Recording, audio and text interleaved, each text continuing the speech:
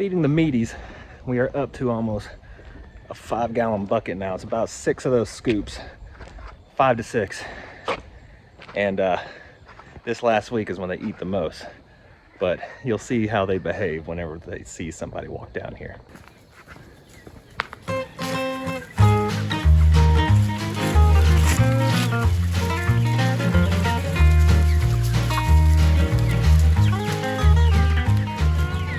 Yes, I brought your food. When they eat, that's the only time I could actually get a good count on them because they don't go anywhere. And I counted 51 twice, which is perfect because I had ordered 52 and then we got the one extra. And if you remember in the beginning, on day 1, we lost 2 of them. So that means we actually have the correct number and haven't lost any of them since the very first day from shipping.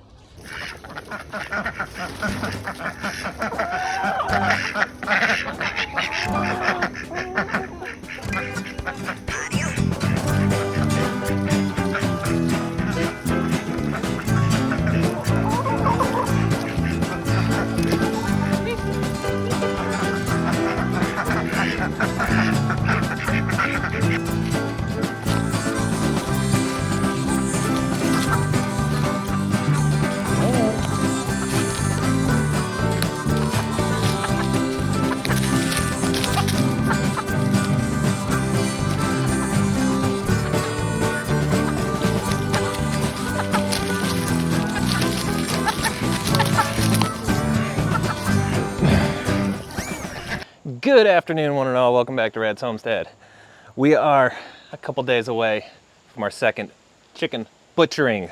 So when I cleaned this thing out the other day, I had put down some mouse traps and I caught 3 of them. And I thought that was it. But now Shannon says she smells something in there that I guess I need to go see what it is, if I missed one or not. Yeah, it definitely smells like something died in here.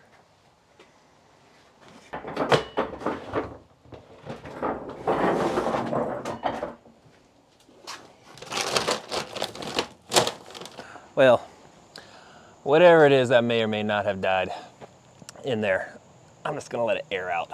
So what I have to do today is I've got to get this area right here prepped and ready for a chicken butchering. And we're gonna start at about 8 a.m. and I'm gonna have some people here that have never done it before, just like we were last time. And they just wanna learn how. And it's gonna be cold. It's gonna be 33-ish maybe in the morning, and it might get a little warmer as we get going, but when we start, it's gonna be very cold. So that'll be interesting with all the water. So first, I gotta prep this area, get it all clean and ready. I've gotta cut the cones like I did with that first one that we used for that one single chicken that we butchered the other, what is it, June, July, whenever we did that. And then I also have a drying rack I have to build, all before my wife gets done cooking tacos. So I gotta get started. Luckily, I don't expect any rain, or we're not supposed to get any rain. So I'm gonna leave the hay out and keep my fingers crossed that the forecast is correct.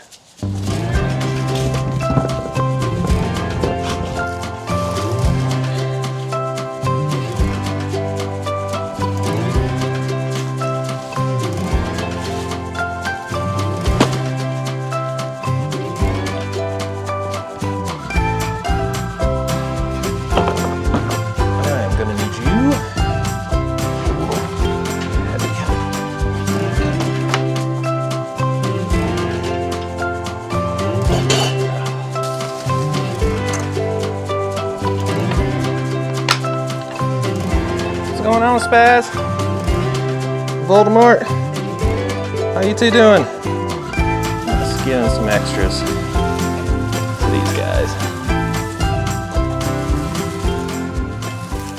See, that was actually good hay, so I didn't want to just blow that away.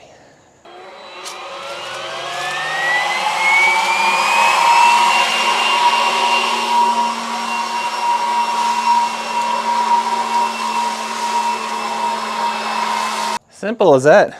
I just have to get my turkey fryer out, get a propane tank, get the cones hung, and we are set and ready to go. I just have to do like a cleaning the morning of to get all the leaves that I'm sure are going to be falling throughout the days.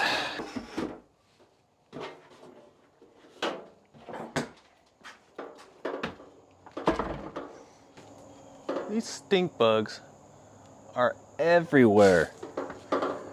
This is getting ridiculous. They're getting in the house. Ugh. Still on me? No. Okay. So if you remember last time, I had to cut this one a little bit bigger because our Cornish crosses were too fat to fit in this one. Well, when we cut it, it worked perfectly. So I'm gonna cut this one about the same as this one.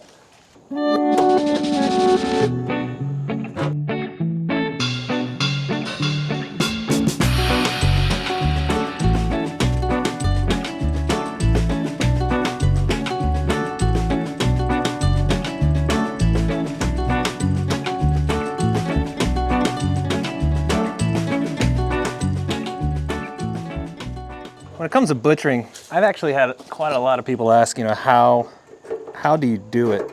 And I mean, that's a valid question because it's a pretty big deal.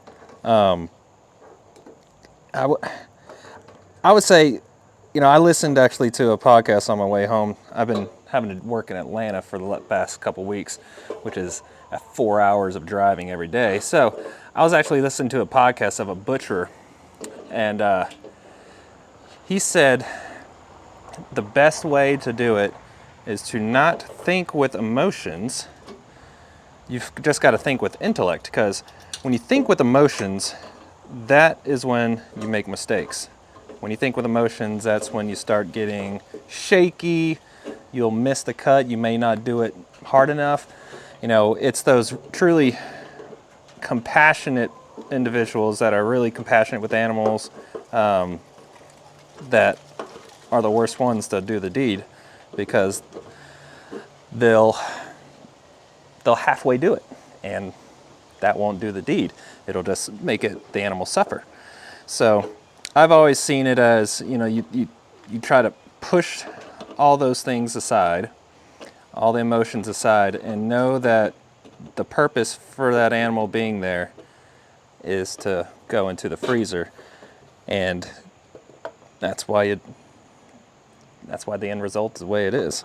So I hope that's something I can teach when a couple individuals come over here for their first time, if they can overcome whatever they may or may not have. They may have no fear of doing it or no hesitation but doing it. But it's just something that has to get done. There we go, 2 cones, oversized. Now we gotta hang them.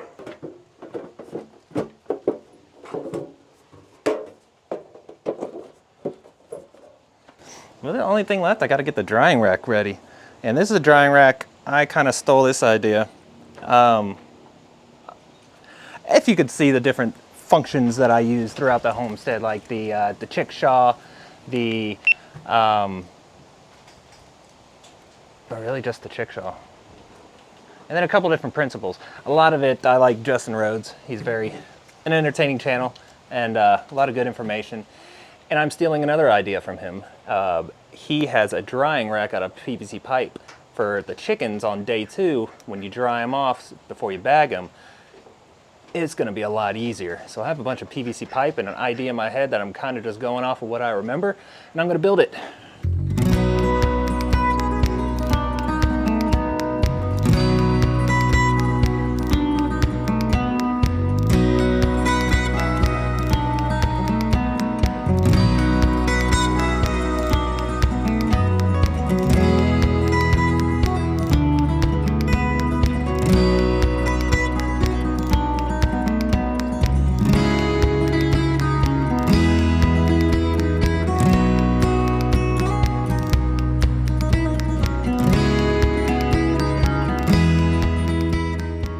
Really, this is just a prototype.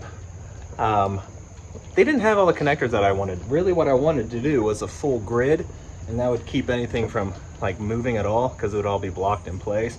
But I couldn't find the connectors. I'll have to order those special. So I just made what I made with what I had. And this is enough to hold, 3, 5, 9, 10, 11, 12, 13. So this is enough to hold 17 chickens to dry. So that means I'll just have to do them 3 times as we're doing the bagging and then on the next day. We're set up and ready to go. I'm actually gonna be getting a whole nother ice chest from my neighbor. He's got one of the big, nice Yeti ones. So upgrades to my 3 since we're gonna have 50 something chickens.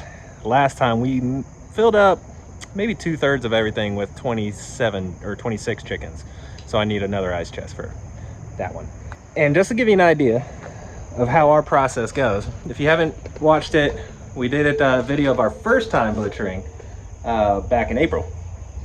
But for this go around, it's gonna be about the same thing, except we're gonna have some help.